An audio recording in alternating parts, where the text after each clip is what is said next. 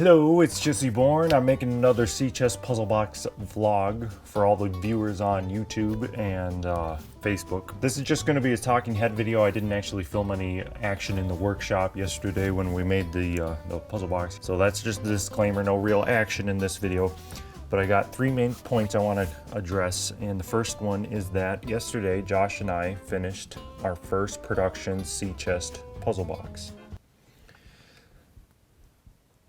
I bet you guys are pretty excited. People have been waiting for this a long time, and so it's great that we're just making progress on it. So, I really like it. This is kind of the first box. The first prototype I made didn't function exactly because I made some changes to it, and I actually changed a bit of the design. So this is the first box where I can open it, play with it, you know, see exactly what it's going to be like for people to solve it. And the takeaway is I really like this box. If I had to grab one of my puzzle boxes to play with, you know, like say I just wanted to play with it for 2 hours, I would definitely take this one, because it's just, there's enough in here to keep you occupied and busy and interested for 2 hours. I think my other puzzle boxes are much faster solves than this one.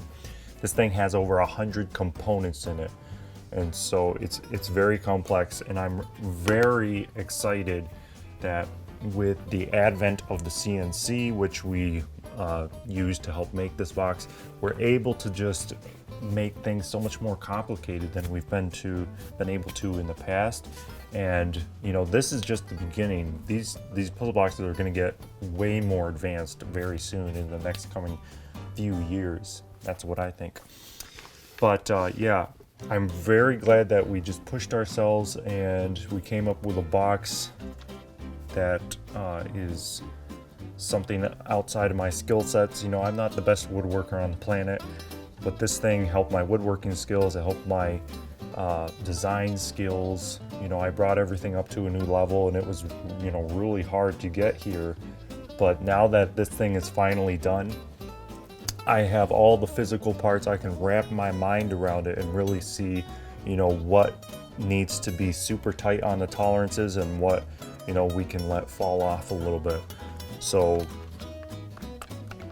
fantastic to get to this point.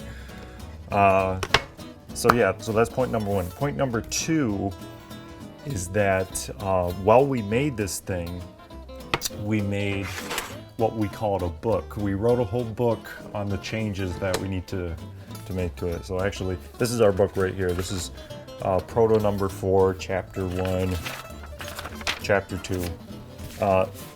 This is 19 changes that we need to make to this box, and that's basically all in the program. Hopefully we're going to be able to tweak the program in order to make just about all these changes. But you know, it's 19 changes. It sounds like a lot, but I'm sure we're going to find more.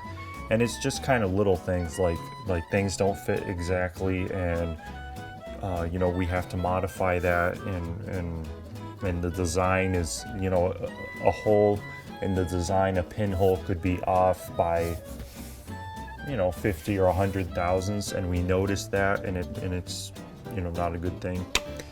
So just kind of little changes like that, but they all added up, and so we're gonna make the changes, and we can basically start next week. We're gonna make a whole nother box from start to finish, hopefully in one day. And you know, at that point, I want to make 2 prototypes that work really well. This could be one of them. So I want to make one more that works really well, and then make another one, and hopefully that one will be something that will ship to the first person on this list. So we'll see how that plays out next week. Point number 3 is that it took Josh and I, you know, we cut it out last week, but it took Josh and I 9 hours yesterday to assemble this thing and to make all of the, you know, all the modifications that we need to make after the CNC ran the program. So it took 2 guys 9 hours to cut it out. So to assemble it. I'm sorry, we cut it out last week, so obviously that's not good. That means that it's going to take a long time to fill out 80 orders. So all in all, that's not terrible. Like,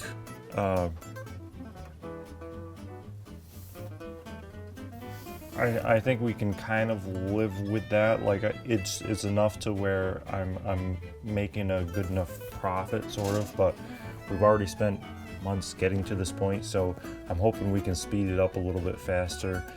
And you know, I'm hoping we can cut the assembly time, because we also need to cut this out, and we also need to, you know, get all the wood, procure all the wood, cut it into the right dimensions, put it on the CNC, cut that out. This hasn't even been finished yet. This is just raw wood right now. And I still need to put a finish on this, and I still need to pack it then and then ship it. And I haven't made the, I'm gonna make a little solution sheet for people who want that, as well as like a, you know, online solution video. But anyways, all that stuff is gonna take more time. So I'm hoping that we can kind of wrap our minds around this a little more, understand it fully, and then start to build them quicker. But you can expect the first ones to start shipping 2 weeks from now. I think that's pretty realistic. One thing I want to say is the patina is a little bit off on this. So I put like a brass, it almost looks like a brass finish on this with, like, you know, super bright highlights and very low valleys. I don't know. It's a little bit too much for me, and so it's just a matter of figuring out exactly what we want. I think it's really cool, but I'm really looking to make this box have a very old antique feeling to it. So, you know, like a pirate ship or whatever. And what we didn't do was we didn't wire brush the frame. I really want to wire brush this wenge frame so that it looks very weather beaten, kind of like a old pirate ship or something. So I think it's still going to look a bit better once we get into the swing of things.